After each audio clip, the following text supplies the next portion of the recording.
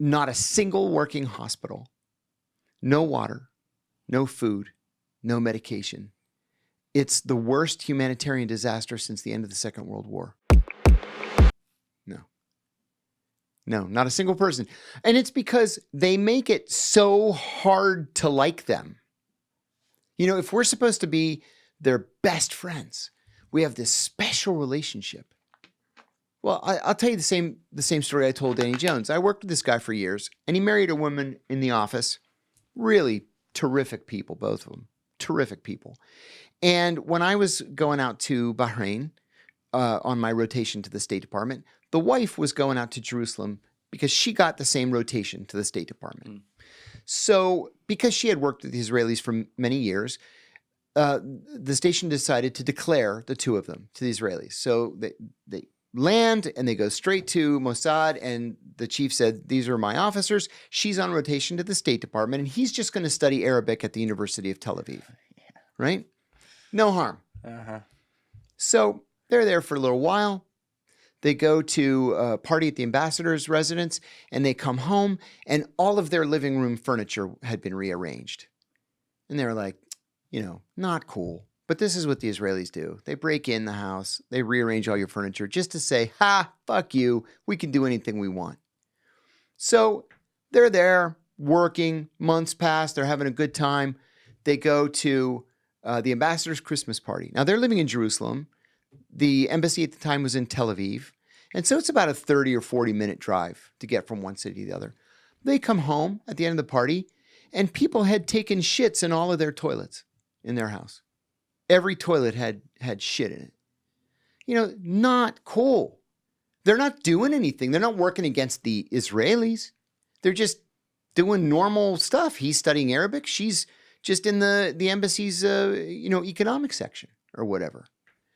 And then when their tour was over, 2-year tour, the ambassador threw a going away party for them, which is a normal thing.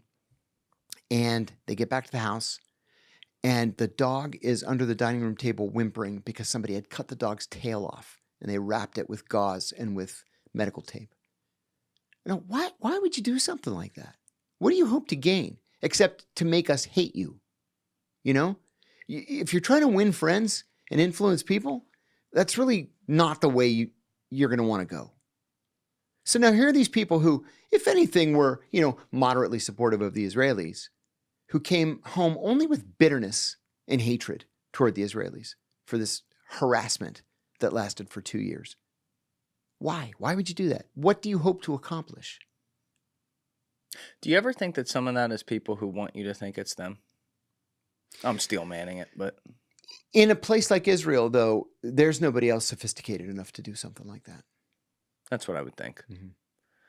Yeah, it's not great because, like, again, I understand where they're coming from. They want our help on stuff, but you got to actually, like, to hear you talk about the Five Eyes earlier and give me some surprising answers on that. There's a different way you're talking about this one. Yeah. And it feels like it's their game to lose, and they're doing that. Because it's like they could be like the Five Eyes with you. Could be. And they're deciding to just be a pain in the balls. Going to go it alone. Mm-hmm. How do you see this current situation winding, like the actual Gaza issue right now? Not the two-state solution. That's not winding down anytime soon. But how do you see this situation winding down? I don't think the Palestinians are going to go anywhere.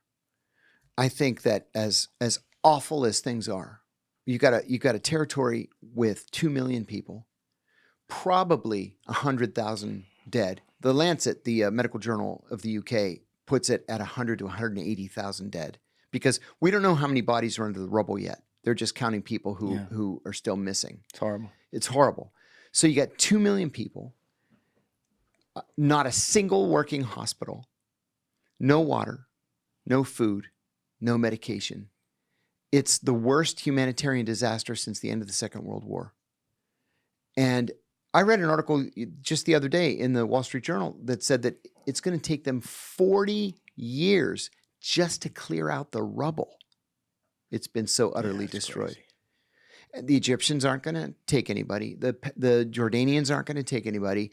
The Albanians are not going to take anybody. And the Indonesians are like, leave us out of this.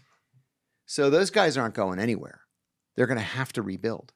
But at the same time, before the fighting started, the Israelis allowed the Palestinians 2 hours of water and 5 hours of electricity every day. Not because they didn't have the capability to provide the water and the electricity, just to screw them. So every Palestinian would fill the bathtub up with water, and they would use that for cooking for the remainder of the day, because that's all they were allowed. Yeah. The Israelis are going to have to treat the Palestinians as human beings, because they've already lost most of the world. And I can't help but to think that a lot of the world. Yeah. And Kamala Harris's position on the Gaza war cost her the presidency. I firmly believe that. It cost her both Michigan and Pennsylvania. She may have won the election if she had taken a principled stand.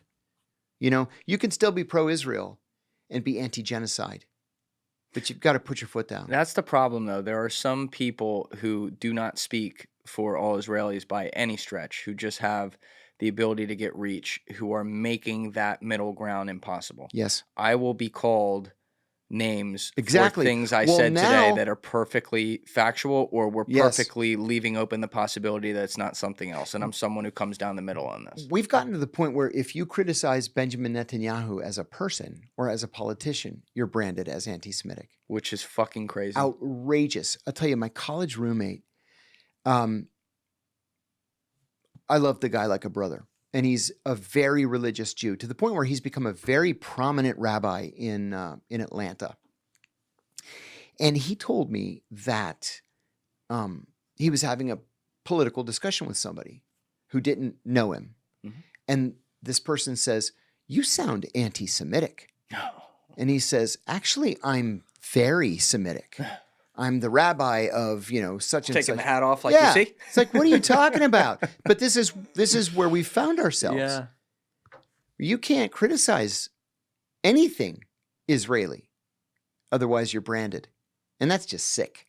Yeah, but the tide unfortunately, like you said, people are so sick of that from a small group of people that they're going to ruin it for everybody else. I think you're right. And the tide will It's going to change. That's right. There's a reason.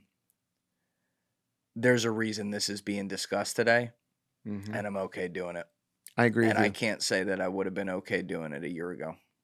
And people out there are going to do what they want to do with that. It's exactly what it looks like, because there was a point where a year ago the president was Biden, I could go scream "fuck Biden" at the top of my lungs. It'll do fucking 750 million views, whatever, whatever. Yeah. But if I replace that word Biden with Israel, forget it. You're doomed. You'll be deplatformed everywhere. Which is kind of wild. So my goal is to have in people like you who can have some nuance on it and some experience with it, and then also I'm working on doing 2 podcasts with one guy that I have to get who is extremely pro-Israel and who I like a lot. I think he makes some amazing points. And then another guy who I would say is pretty strongly anti-Israel, who I also like a lot, and I think makes some amazing points. And I would like to find some nuance in it, because, John, I can tell you one thing that's not going to happen. We're not going to make a 2-state solution or peace in the Middle East on the Julian Dorey podcast. No. It's not going to happen. No. I'm not under that delusion. So if we're going to have any effect whatsoever, it should just be that people get to hear the different arguments and see that this is far more complicated. Oh, boy, I'm going to push back on both of those guys. I think I mentioned to you one time, I ran into Dennis Ross, who was the special envoy for the Arab-Israeli peace process for years across presidents, across Clinton and George W. Bush. I ran into him in the cafeteria at the State Department one time, and we sat together. And I asked him about new ideas. And he said, there are no new ideas. Every idea has been thought of, and it's been dismissed by one side or the other.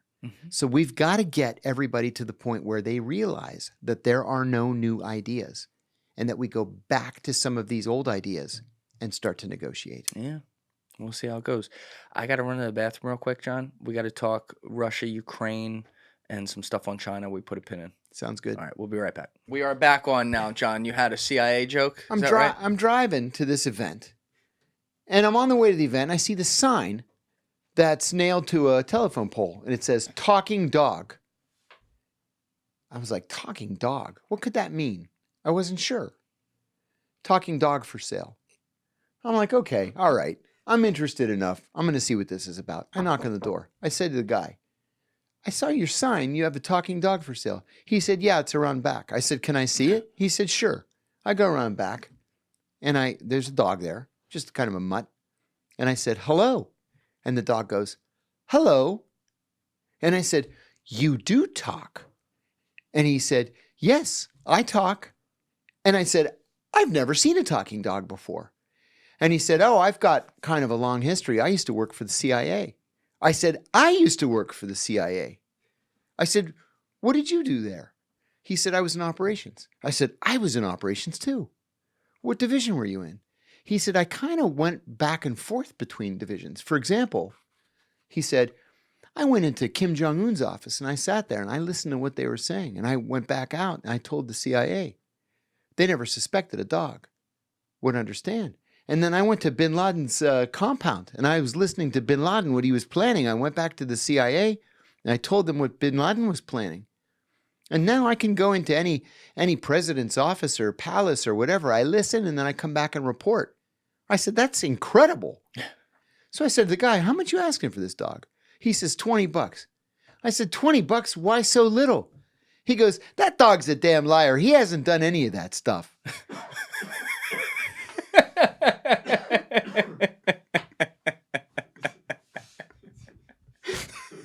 Damn it, John. Damn it. There was another joke you told us off camera, too. I wish you could tell on camera. That one was good, too. God damn. Thank you guys for checking out this clip. If you haven't already subscribed, please subscribe and hit the like button on this video. It is a huge, huge help. And if you'd like to check out this clip's full podcast episode, that link is in the description below or right here. And finally, you can follow me on Instagram and X by using the links in my description below.